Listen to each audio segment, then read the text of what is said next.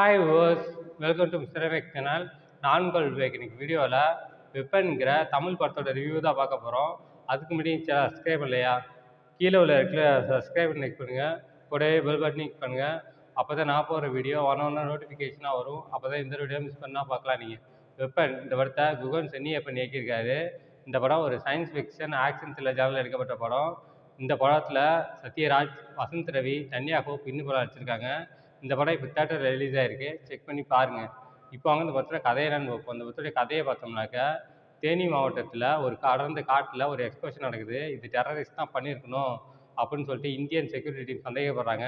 அவங்க போய் அந்த இடத்துல போய் பார்த்தாக்க ஏதாவது க்ளூ கிடைக்குன்னு சொல்லிட்டு போகிறாங்க. அங்கே போனால் வசந்த் ரவி இருக்கார். வசந்த் ரவியை ஒரு ரூமில் வச்சு இன்வெஸ்டிகேட் பண்ணிட்டாங்க. அதுக்கு வசந்த் ரவி என்ன சொல்கிறார், நான் ஒரு இயற்கை ஆர்வலர், நான் ஒரு யூடியூபரு, என்னோட யூடியூப் வீடியோ கண்டென்ட்டுக்காக அந்த இடத்துக்கு போனேன் அப்படின்னு சொல்கிறாரு. இந்தியன் செக்யூரிட்டி டீம் என்ன சொல்கிறாங்கனாக்கா, உன்னை இப்படி விசாரிக்கக்கூடாது, எங்களுக்குன்னு ஒரு செயல் இருக்குது, நாங்கள் அப்படி விசாரிக்காத தான் நீ உண்மையை சொல்லுவேன்னு சொல்லிட்டு ஒரு மாஸ்க் போட்ட மனுஷனை வச்சுக்கிட்டு இன்வெஸ்டிகேட் பண்ணிட்டாங்க.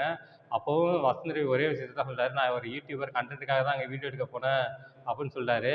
இதுக்கப்புறம் உண்மையிலேயே அந்த இடத்துல எக்ஸ்ப்ளோஷனுக்கு காரணம் வந்து டெரரிஸ்டா, இதுக்கப்புறம் இந்தியன் செக்யூரிட்டி டீம் கண்டுபிடிச்சாங்களா இல்லையா, இதுக்கப்புறம் இந்த சுவாரஸ்யமான விஷயங்கள் தான் படத்தோட மொத்த கதையே. இந்த படத்தோட ரன் டைம் பார்த்தோம்னாக்கா 2 ஹவர்ஸ் ஓடுது. இந்த வெப்பன் படம் வந்து கடந்த எனக்கு தெரிஞ்சு ஒரு வருஷமாக இந்த படம் வந்து போஸ்ட்லாம் அடிச்சு ஒட்டியிருந்தாங்க. படம் ரிலீஸே ஆகல. ரொம்ப நாளைக்கு அப்புறம் இந்த படம் ரிலீஸ் ஆகிருக்கு. இந்த படம் போஸ்ட் பார்த்தோன்னே எல்லாம் கன்னை வச்சுக்கிட்டு ஒரு சூப்பராக ஒரு போஸ்ட் கொடுத்துருந்தாங்க. இதெல்லாம் பார்த்தோன்னே கேஜிஎஃப் மாதிரி ஏதோ டிஃப்ரெண்ட் டைப்னு இருக்காங்க போல் அப்படின்னு சொல்லிட்டு தான் இந்த படத்தை பார்த்தேன். படத்தில் பார்த்தாக்க அதை லாஸ்ட்டில் சொல்கிறேன். இந்த படத்தோட டேரக்டர் குகன் சென்னியப்பன் வந்து நிறைய மார்வல் மூவிஸ் பார்த்துட்டு போல் சூப்பர் ஹீரோ மூவி. அதே போல் அதை நம்ம தமிழ்லேயும் எடுக்கணும் அப்படின்னு சொல்லிட்டு ட்ரை பண்ணியிருக்காரு. இந்த படம் பார்த்தோன்னே எனக்கு வந்து மலையாள படமான மின்னல் முரளி படம் தான் ஞாபகம் வருது.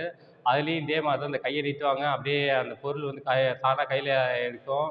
கீழே உள்ள பொருள் அப்படியே மேலே வந்து நிற்கும். புல்லட்டில் சுட்டாங்கனாக்கா அது இப்படி கை காட்டினாக்கா அந்த புல்லட் அப்படியே நிற்கும், கீழே விழுந்துடும். அதே மாதிரி பண்ணியிருப்பாங்க.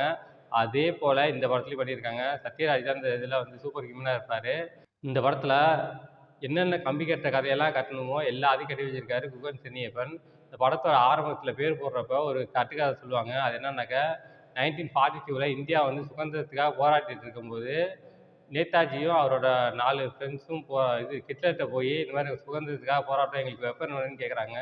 அதுக்கு ஹிட்லர் என்ன சொல்கிறாருனாக்கா, என்கிட்ட ஒரு சிரம் இருக்குது, அதை வந்து மனுஷங்களுக்கு போட்டாக்கா அவங்க வந்து சூப்பர் ஹியூமனாக ஆயிடுவாங்க, அவங்களால அதிக நேரம் சண்டை போட முடியும் அப்படின்னு சொல்கிறாங்க.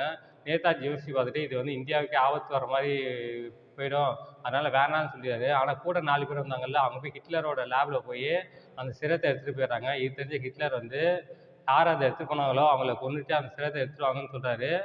அந்த சிரத்தை எடுத்துகிட்டு போனவர் சத்யராஜோட அப்பா. அந்த அவர் சாவறதுக்கு முன்னாடி சத்யராஜுக்கு அந்த சிரத்தை இன்ஜெக்ட் பண்ணி விட்டு அவர் இறந்து போயிடுறாரு.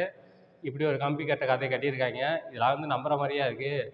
இந்த சதுரங்க வேட்டையில் ஒன்று சொல்லுவாங்க, ஒரு பொய் சொன்னாக்கா அது உண்மையை கலந்தது மாதிரி இருக்கணும், அது மாதிரி பொய் சொல்லணும் அப்படின்னு சொல்ல மாதிரி, அதே போல தான் இந்த படத்துலையும் ஒரு பொய் சொல்கிறாங்க, அது உண்மை கலந்த மாதிரி சொல்லியிருக்காங்க. 1942 சுதந்திரத்துக்காக போராடினாங்க, அதுக்காக அங்கே கேட்க போகிறோம்னு சொல்லிட்டு இப்படி ஒரு கம்பி கட்டுற கதையை கட்டி வச்சுருக்காங்க. இதெல்லாம் நியாயமானு சொல்லிட்டு இந்த படத்தில் அதுக்கப்புறம் பிளாக் சொசைட்டின்னு ஒன்று சொல்கிறாங்க. அவங்க வந்து இயற்கையை அழிக்கிறதுக்கான வேலையை பார்க்குறவங்க. அவன் வந்து சூப்பர் ஹியூமன் இருந்தாக்க ஈஸியாக அழிச்சிடலாம் அப்படின்னு சொல்லிட்டு அவனு வந்து சூப்பர் ஹியூமனை பற்றி தேடிட்டு இருக்காங்க. நம்ம ஹீரோ வந்து சூப்பர் ஹியூமனை பற்றி யூடியூப்பில் வீடியோ போடுறாரு. அதை இப்படியே யார் அந்த சூப்பர் ஹியூமன் சொல்லிட்டு கண்டுபிடிக்கணும் அப்படின்னு சொல்லிட்டு ரொம்ப முயற்சி பண்ணுறாரு. ஒரு நாள் நியூஸில் ஒரு வீடியோ வருது, ஒரு பையன் ரோடை கிராஸ் பண்ணுறான். அப்போ வந்து லாரி வந்து அவனை இடிக்க போகுது. அப்போ அந்த பையனை யாரையோ தூக்கி போடுறாங்க. கரெக்டாக அந்த பையனுக்கு ஒரு அடி கூட படல.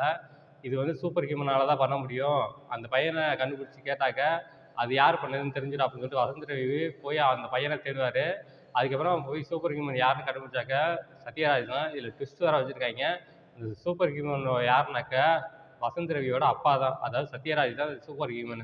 ஏன் இந்த ட்விஸ்ட்லாம் ரிவீல் பண்ணுறாங்க, இந்த படம் வந்து 5 பைசாவுக்கு பிரச்சனை கிடையாது. அதனால தான் இந்த படத்தில் வந்து ஹீரோ இருக்காரு, ஹீரோயின் தேவைங்கிறதுனால தனியாக ஹோப் வச்சுருக்காங்க. படம் ஸ்டார்டிங்கில் ஹீரோவுக்கு தனியாக ஹோப்புக்கு ஒரு சாங் வச்சு முடிச்சிருப்பாங்க, அதோட முடிச்சுப்பாங்க. அதுக்கப்புறம் கதைக்கு போயிடும். இந்த படத்தில் முழுக்க முழுக்க ஒரு ரூம்குள்ளே வச்சு இன்வெஸ்டிகேஷன் பண்ணுவாங்க வசந்த் ரவியை. யார் இந்த டெரரிஸ்ட் அட்டாக் பண்ணது, நீ டெரரிஸ்ட் தானா, நீ எதுக்கு அங்கே போன அப்படின்னு சொல்லிட்டு ஒருத்தர் மாற்றி இன்வெஸ்டிகேட் பண்ணிகிட்டே இருப்பாங்க. அதெல்லாம் பார்க்கும்போது நமக்கு கடுப்பாக, என்னடா படம் எடுத்து வச்சிருக்கீங்க, இதுக்காக ஒரு வருஷம் காத்திருந்து இந்த படத்தை பார்த்தோம் அப்படின்னு சொல்லிட்டு அந்த அளவுக்கு ரொம்ப கொடூரமாக இருக்கும் இந்த படம். அடுத்தது இந்த பிளாக் சொசைட்டின்னு சொல்கிறோம்ல, அவங்க வந்து சூப்பர் ஹியூமனுக்காக கண்டுபிடிக்கிறதுக்காக ரொம்ப தீவிரமாக இறங்குவாங்க. அந்த பிளாக் சொசைட்டியில் உள்ளவங்க மர்மமான முறையில் இறந்து போகிறாங்க. அதுக்கு காரணம் சூப்பர் ஹியூமன் தான் அப்படின்னு சொல்கிறாங்க. அது எந்த அளவுக்கு உண்மைன்னு நீங்கள் படத்தை பார்த்து தெரிஞ்சுக்கிங்க. இந்த படத்தில் இந்த பிளாக் சொசைட்டியில் உள்ளவங்க இந்த புதுசாக ஒரு சிரத்தை இன்ட்ரோடியூஸ் பண்ணுறோம், கால் இல்லாதவங்களுக்கு கால் இது வந்துடும், அவங்க ஈஸியாக நடப்பாங்கன்னு சொல்லிட்டு ஒரு சின்ன குழந்தைக்கு, கால் இல்லாத குழந்தைக்கு அந்த சிரத்தை போட்டு விடுவாங்க. அந்த அந்த சின்ன குழந்தைக்கு டக்குன்னு உடனே கால் வளரும். அது வளர்ந்து ஒரு நடக்கும். வளர்ந்து ஒரு 2 நிமிஷத்துல அந்த பொண்ணு இறந்து போயிடும். அது அப்படி கேட்டாக்கா, இந்த சிரமம் ப்ராஜெக்ட் ஃபெயிலியர் ஆயிடுச்சு அப்படின்னு சொல்லிட்டு போவாய்ங்க. அந்த மாதிரி சீன்லாம் வச்சிருக்காங்க. மொத்தத்துல இந்த படம் பார்க்கலாமா? வேணாமா? அப்படின்னாக்க, இந்த படத்தோட ரன் டைம் பார்த்தீங்கன்னாக்க 2 மணி நேரம். 2 மணி நேரத்துக்கு நீங்க வேற ஏதாவது ஒரு படம் பாருங்க. இல்லைனாக்க வேற ஏதாவது ஒரு வேலை இருந்தா பாருங்க. இல்லைனா கேபிள் டிவில ஏதாவது காமெடி வச்சு பாருங்க. இந்த படம் பார்க்கலாமா? வேணாமான்னாக்க, இந்த படம் கண்டிப்பா ஒரு 1% கூட சான்ஸே கிடையாது. மொக்க படம். இந்த படத்தோட ரன் டைம் பார்த்தோம்னாக்கா 2 ஹவர்ஸ் வருது. ஃபர்ஸ்ட் ஹாஃப் போர், செகண்ட் ஹாஃப் போர். மொத்தத்துல இந்த படம் எப்படி இருக்குன்னா, இது ஒரு மொக்க படம். இந்த படத்துக்கு நான் மார்க் 5க்கு 1.5 தருவேன். இந்த படத்துல எந்த விதமான அடல்ட் கன்டென்ட்டும் இல்ல. எல்லாரும் ஃபேமிலியோட என்ஜாய் பண்ணலாம். ஓகே, இதோட வீடியோ முடிச்சுக்கிறேன். இந்த வீடியோ பிடிச்சிருந்தா லைக் பண்ணுங்க, கமெண்ட் பண்ணுங்க, உங்க ஃப்ரெண்ட்ஸ்க்கு ஷேர் பண்ணுங்க. இன்னும் சேனல் சப்ஸ்கிரைப் பண்ணலையா? கீழ உள்ள இருக்குல்ல சப்ஸ்கிரைப் பண்ணி லைக் பண்ணுங்க. கூடவே பெல் பட்டன் கிளிக் பண்ணுங்க. அப்பதான் நான் போடுற வீடியோ நோட்டிஃபிகேஷனா வரும். அப்பதான் எந்த வீடியோ மிஸ் பண்ணாம பார்க்கலாம் நீங்க. கீழ டிஸ்கிரிப்ஷன்ல சோசியல் மீடியா லிங்க்ஸ்லாம் கொடுத்துருக்கேன். லைக் பண்ணுங்க, கமெண்ட் பண்ணுங்க, ஃபாலோ பண்ணுங்க. தேங்க்ஸ் ஃபார் வாட்சிங்.